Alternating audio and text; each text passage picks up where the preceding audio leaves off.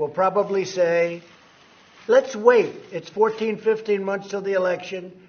Let's see if one of these people that give the United States away, let's see if one of them could possibly get elected. And I'll tell you what, when I win, like almost immediately, they're all going to sign deals, and they're going to be phenomenal deals for the country. But so I don't know that they're going to. I don't know if they're going to make a deal. Maybe they will. Maybe they won't. I don't care, because we're taking in tens of billions of dollars worth of tariff. Whether a deal is made, they're going next week. They have more meetings, meeting after meeting. I don't think personally China would sign a deal. If I had a 2% chance of losing the election, I think China would. We're critical of Macron's decision to do this. How is that relationship between you and Good. Macron? I just spoke to him. No, I just spoke to him. I have a good relationship with President Macron. But they shouldn't have done this. They used to take advantage of the United States, but not with me as president. Look, I look at deals that were done with other presidents in this country, and it's a disgrace that our country's allowed this to happen. Where China, for years and years and years, was making from $300 billion to $507 billion a year. Okay? Now we're taking in billions of dollars from China, and it's all turning around. Whether a deal is made, they're going next week. They have more meetings, meeting after meeting. I don't think personally China would sign a deal. If I had a 2% chance of losing the election, I think China would probably say, let's wait. Let's wait. Maybe Trump will lose and we can deal with another dope or another stiff, like the people that allowed these deals to happen, this horrible thing to happen to our country. Because what's happened to our country, the money that China has taken out of the United States has rebuilt China. And I don't blame China. I blame the United States for allowing that to happen. So if I'm President Xi, or if I'm frankly Iran, and Iran wants to make a deal, I can tell you that right now. But if I'm Iran, I'll probably say, man, if I can hold out, I'm going to wait for Sleepy Joe Biden instead of Trump. Because Sleepy Joe, we can make any deal we want with him. He doesn't know what's happening. So what else? On the dollars, We'll be announcing it sometime fairly soon. We'll see what happens. But they put a tax on. We said, don't do it. We tax our companies. You don't tax our companies. And we'll be announcing something. It might be a wine. It might be on something else. But it's called reciprocal. It's a reciprocal tax. And we'll be announcing that fairly soon, John. Makes sense, John. Do you agree with that? You're a man that enjoys wine. You just won't enjoy French wine anymore. Go ahead, Steve. I agree that American wines are very, very good. They are great. I agree. They will be going. You don't sound optimistic. No, I'm never. Look. I think that China will probably say, let's wait. It's 14, 15 months till the election. Let's see if one of these people that give the United States away, let's see if one of them could possibly get elected.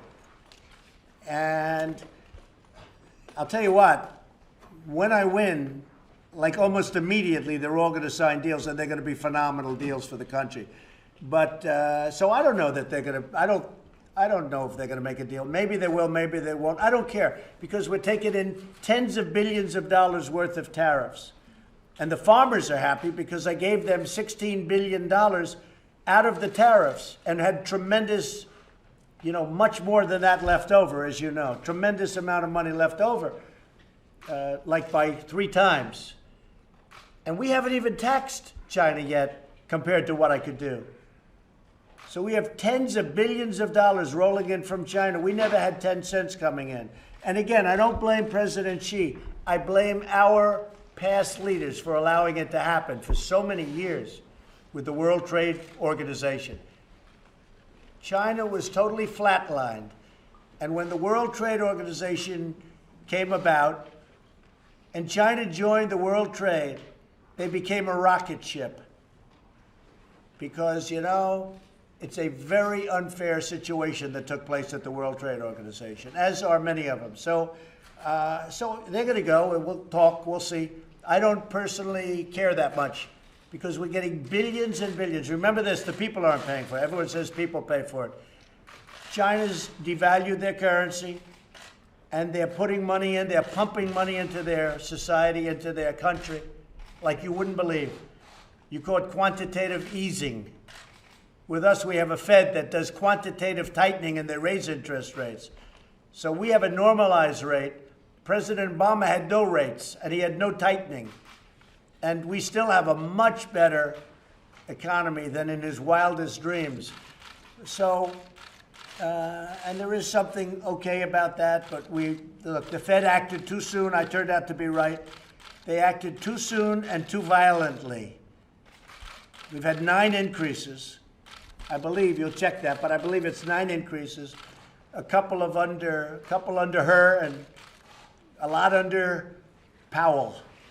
I'm not a fan. Okay, what else? On the dollar, sir, the U.S. dollar, is too high, too low? Well, the dollar is very strong. The country is very strong. The dollar is it's a beautiful thing in one way, but it makes it harder to compete.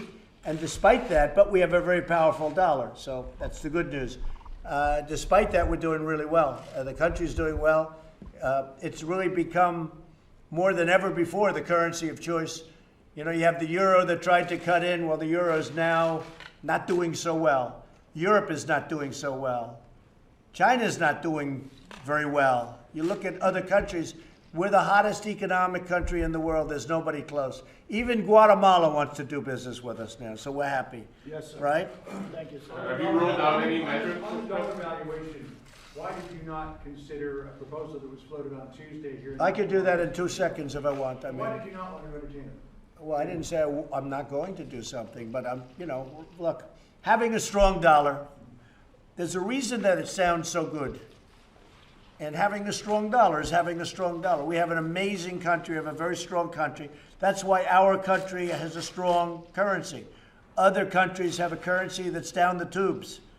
It's a currency that's weak. China's currency is very low. You look at other countries, look at the euro. The euro is so low. I mean, Germany's paying almost no interest. We're paying 2.1%. We're paying a lot of interest. That's because we have a strong currency. It's a very complicated formula for some people. It's not complicated for me. The Federal Reserve raised the rates too fast and too soon, and they shouldn't have done quantitative tightening, which they did. If they didn't do that, we would be at 4.5% instead of 2.1. Everybody's so thrilled with 2.1. We could have had it much more, except for the Federal Reserve. And we could have been 5,000 to 10,000 points higher in the Dow. Now, I don't want to sound too upset about it, because we just broke the all-time record in the history of our country on the Dow. But we could have been higher, right? Could have been a contender. Could have been higher, as Marlon would say. Marlon Brando, the great Marlon Brando. Yes, Steve. Okay with North Korea firing off these short-range missiles? Well, you said it. They're short-range missiles, and my relationship is very good with Chairman Kim, and we'll see what happens, but they are short-range missiles, and many people have those missiles. You don't sound too spun up about it. Nope, not at all. They're describing those short range as a warning, and the short range is short range in the United States, but not short Well, range. he didn't say a warning to the United States. I can tell you that. He didn't say a warning to the United States. But they have their disputes. The two of them have their disputes. They've had them for a long time. But he didn't say that. But they are short-range missiles. Standard missiles. Mr. President, have you spoken with Boris Johnson Yes. yet? And Very what good did he question. have- It's the best question you've ever asked. I asked him the other day. Well, you know why your timing is good? Because I spoke to him about, how long have you been here? 16 minutes? I spoke to him 17 minutes ago. I hung up the phone as you're coming in. And he's a good guy. He's a friend of mine. I think we're going to have a great relationship. And Boris is going to be a great prime minister. I predict he will be a great prime minister. He has what it takes. They needed him for a long time. UK needed him for a long time. And let's see what happens. Yeah, he and I will spend a lot of, we just spent a lot of time when I was with the Queen in one of the great, most beautiful couple of days that I've ever experienced. She's a tremendous woman, incredible woman. We got along very well. So, him, and he's set to go. He's going to be, I think he'll do a great job. We're working already on a trade agreement, and I think it'll be a very substantial trade agreement. You know, we can do, with the UK, we can do 3 to 4 times. We were actually impeded by their relationship with the European Union. We were very much impeded on trade, and I think we can do 3 to 4 or 5 times what we're doing. We don't do the kind of trade we could do with what some people say is Great Britain, and some people remember a word you don't hear too much is the word England, which is a piece of it. But with the UK, we could do much, much more trade, and we expect to do that, okay? President, Apple, you just warned Apple about tariff. So Apple. Yeah, Apple, and they're saying they don't have a skilled labor in the U.S. Well, I want Apple to build their plants in the United States. I don't want them to build them in China. So when I heard they're going to build in China, I said, no, it's okay, you can build in China, but when you send your product into the United States, we're going to tariff you. But we'll work it out. A man I have a lot of liking for and respect is Tim Cook, and we'll work it out. I think they're going to announce that they're going to build a plant in Texas. And if they do that, I'm starting to get very happy. Okay? Mr. President, do you expect to get similar agreements like the one signed today with Honduras and El Salvador? And I are you do. working on doing that? I do. I do indeed. Will you get them soon? Pretty soon. I mean, we get quick agreements.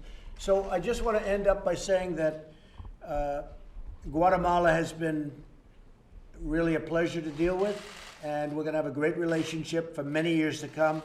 And I'd like you, please, extend my warmest regards to the people of Guatemala. Thank you, Mr. President. Thank you very much. Thank you. Thank you very much. Thank you. When are you planning a working vacation in Bedminster? What? When are you planning a working vacation in Bedminster? By the way, Bedminster is not a vacation. I don't go to Manhattan because when I go to Manhattan, I stay at Trump Tower, and I have to close up the whole city of Manhattan. So I go to Bedminster, which is a beautiful place, but it's never a vacation. It's working. Are you planning mostly. a trip to Bedminster over an extended period of time? I hope not, because I like working. I'd rather be right here, but probably over a short period of time. A lot of times you go and they do a lot of work in the White House. For instance, the Obama administration worked out a brand new air conditioning system for the West Wing. And it was so good before they did the system. Now that they did the system, it's freezing or hot in here. Can I rephrase my question? Yes. Will you be spending an extended period of time working in Bedminster during the month of August? Not extended, but for a short period of time. Meaning like less than a week. But again, I do that just officially, just to put it on the record. I do that because when I go into Trump Tower, they close up 10 blocks around the building, and it's Manhattan, New York City. It's a big, I don't want to inconvenience people.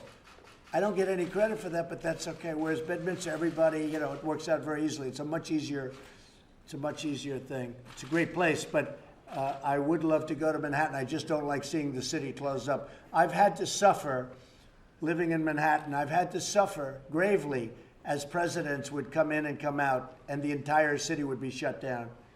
So I guess I understand it better than most, right? Thank you. You got the G7 summit coming up after. We have the G7 coming up, yes. We look forward to it. It'll be in France. Any other stops planned? I don't know. This is a stop that we didn't have planned right here in the Oval Office, right? With Guatemala. And again, thank you very much, Enrique. Thank you, everybody. Thank you. Thank you very much. Thank you very much. Maybe before. Maybe before. Maybe. All right, guys. Thank you very much. Thank you.